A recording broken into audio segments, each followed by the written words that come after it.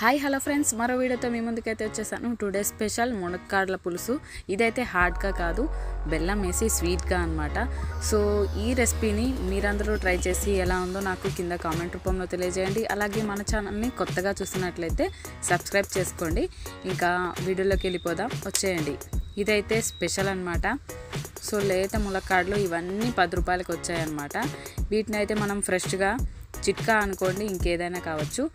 ముందుగా అయితే చిన్న చిన్న ముక్కల్లాగా నారలు తీసి కట్ చేసుకొని ఒక కవర్లో స్టోర్ చేసుకోవాలన్నమాట. ఎందుకంటే తొందరగా పాడైపోకుండా ఉంటాయి, ఆరిపోకుండా ఉంటాయి అన్నమాట. నేనైతే ఇక్కడ మీకు చూపిస్తున్నట్లుగా చక్కగా అన్నీ కట్ చేసేసుకొని ఒక కవర్లో స్టోర్ చేసుకున్నాను. మళ్ళీ కర్రీ వండేటప్పుడు మనకు అవసరమైనప్పుడు తీసుకుంటాను అనమాట. డైరెక్ట్గా అలాగే పెడితే కాస్త వడిలిపోయినట్టుగా ఉంటాయి. సో అందుకని చెప్పి ఫ్రెష్గా ఉండడం కోసం ఇలా చిన్న చిన్నగా కట్ చేసుకున్నాను. చూడండి ఇక్కడ చూపిస్తున్నట్లుగా ఒక వేలు పొడవు అంతా కట్ చేసుకోవాలి. ముందుగా అయితే 5 ఉల్లిపాయలని కట్ చేసుకున్నాను. అలాగే పచ్చిమిర్చి చీలికలు, కొత్తిమీర, కట్ చేసిన ములక్కాడలను అయితే తీసేసుకున్నాను. వీటన్నిటిని తీసుకొని పక్కన పెట్టేసుకొని ఒక బౌల్ తీసుకొని తగినంత ఆయిల్ అయితే వేసుకోవాలి. ఇదివరకు కట్టెల పొయ్యి మీద వండే వాళ్ళ మందికి గిన్నెలా ఉంది, సో మీరేమనుకోవద్దు. తర్వాత పోపులు పెట్టి తీసేసుకున్నాను. మనకు అవసరమైన దినుసులన్నీ ఇందులో వచ్చి తీసేసుకొని వేసుకోవడమే. ముందుగా అయితే ఆవాలు, జీలకర్ర, కొద్దిగా కరివేపాకు, అలాగే కట్ చేసిన పచ్చిమిర్చి, ఆనియన్ మొత్తం వేసేసాను అనమాట. ఇందులో ఆనియన్ అనేవి చాలా ఎక్కువ పడుతూ ఉంటాయి, ఎందుకంటే మొత్తం ఆనియన్తోనే కాబట్టి.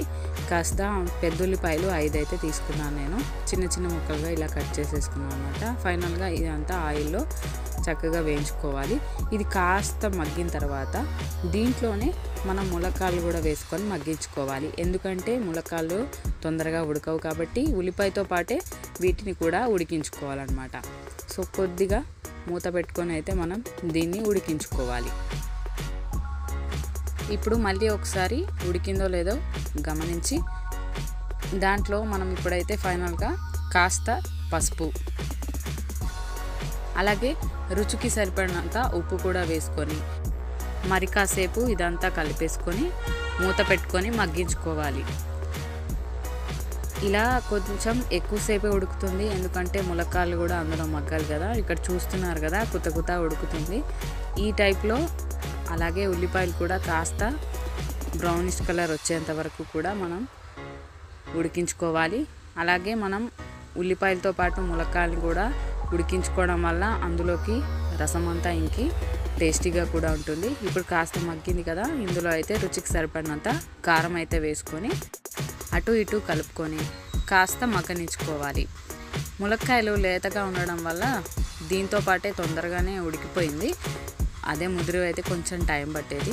సో లేతకాయల వల్ల కాస్త కర్రీ అయితే తొందరగా అయింది. ఫైనల్గా కాస్త కొత్తిమీర కూడా వేసేసుకొని మళ్ళీ ఒకసారి కలుపుకొని కొద్దిగా వాటర్ అయితే పోసుకోవాలి.